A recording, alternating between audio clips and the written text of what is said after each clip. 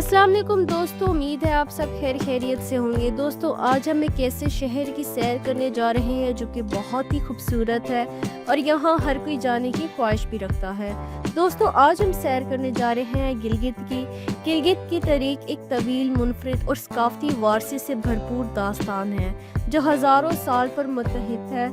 ये इलाका न सिर्फ जुग्राफियाई लिहाज से अहम है बल्कि तारीखी, सकाफती और सियासी एतबार से भी गैर मामूली अहमियत रखता है। कदीम दौर में गिलगित का इलाका कदीम ज़माने से इंसानी तहजीब का मरकज़ रहा है। यहाँ की वादियाँ, गारें और चट्टानी तहरीरें ये जाहिर करती हैं कि यहाँ हज़ारों साल कबल बुद्ध मत, ज़रतुश्त और हिंदू मत के असरात मौजूद थे। चीन, वसत एशिया और बड़े सगीर के काफ़िले यहाँ से गुजरते थे क्योंकि ये इलाका कदीम सिल्क रोड का अहम हिस्सा था। बुद्ध मत का दौर तकरीबन दूसरी सदी कबल मसीह से लेकर 7वीं सदी तक गिलगित बुद्ध मत का एक अहम मरकज रहा। बुद्ध खानकाहीं, स्तूपे और मुजस्मे आज भी इस दौर की निशानदेही करते हैं। चट्टानों पर बने हुए बदहा के बड़े नक्शे आज भी देखे जा सकते हैं और इस्लाम का आगाज 7वीं से 9वीं सदी के दरमियान इस्लामी मबलगीन ने गिलगित बल्तिस्तान का रुख किया। यहाँ के मकामी कबाइल ने आहिस्ता आहिस्ता इस्लाम कबूल किया।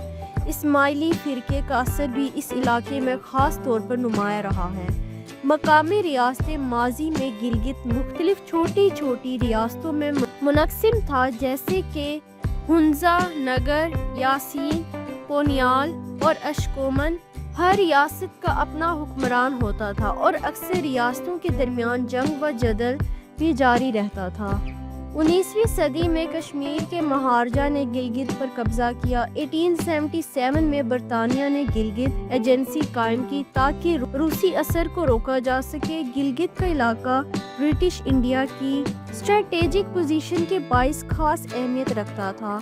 1947 और आज़ादी क़याम पाकिस्तान के वक्त गिलगित डोगरा हुकूमत के महत्व था। 1 नवंबर 1947 को गिलगित स्कॉट्स ने कर्नल हसन खान की क़यादत में बगावत की और डोगरा गवर्नर को गिरफ्तार करके पाकिस्तान से अलहाक का ऐलान किया। और दोस्तों जोग्राफिया गिलगित पाकिस्तान के शुमाल में वाक़या है और इसे कराक्रम, हिमालय और हिंदुकुश पहाड़ी सिलसिलों के दरमियान वाक़या होने की वजह से कुदरती अजूबा भी कहा जाता है। यहाँ के लोग शीना, ब्रोशस्की, वखी और दीगर ज़बानें बोलते हैं। इनकी सकाफत, मौसीकी, लिबास और मेलों में इनफरादियत पाई जाती है। गिलगित नहायत हसीन वादियों, दरियाओं, ग्लेशियर्स और बुलंद तरीन पहाड़ों की वजह से दुनिया भर से सियाहों को अपनी तरफ मतवज्जा करता है।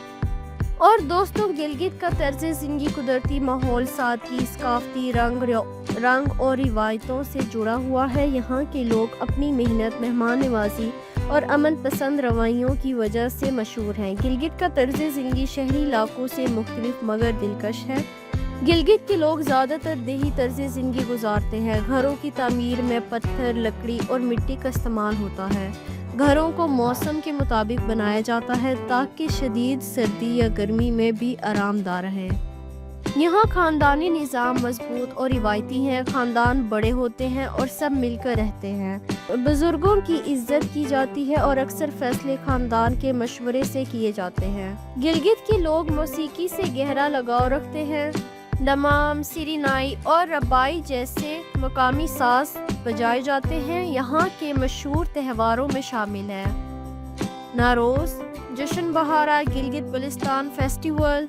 इन मौक़ों पर रिवायती लिबास, रक्स और खानों का एहतमाम होता है।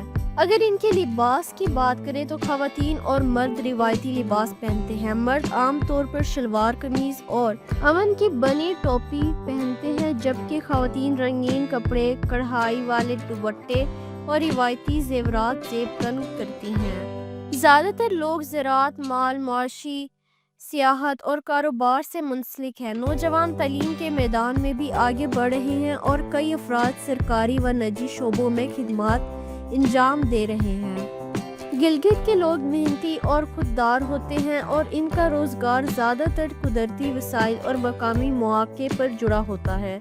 यहाँ की रिहायशी मुख्तलिफ शोबों जात में काम करते हैं, जिनमें ज़राअत, सियाहत, تعلیم، سرکاری نوکریاں، چھوٹے کاروبار اور دستکاری شامل ہے۔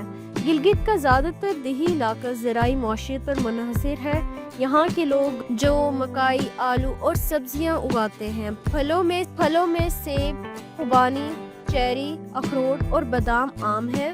گلگت میں تعلیم کا شعبہ تیزی سے ترقی کر رہا ہے۔ ماضی میں یہ علاقہ تعلیمی لحاظ سے پسماندہ سمجھا جاتا تھا، مگر اب یہاں کے نوجوان تعلیم کی اہمیت کو بخوبی سمجھتے ہیں اور مختلف شعبوں جات میں اعلیٰ تعلیم حاصل کر رہے ہیں۔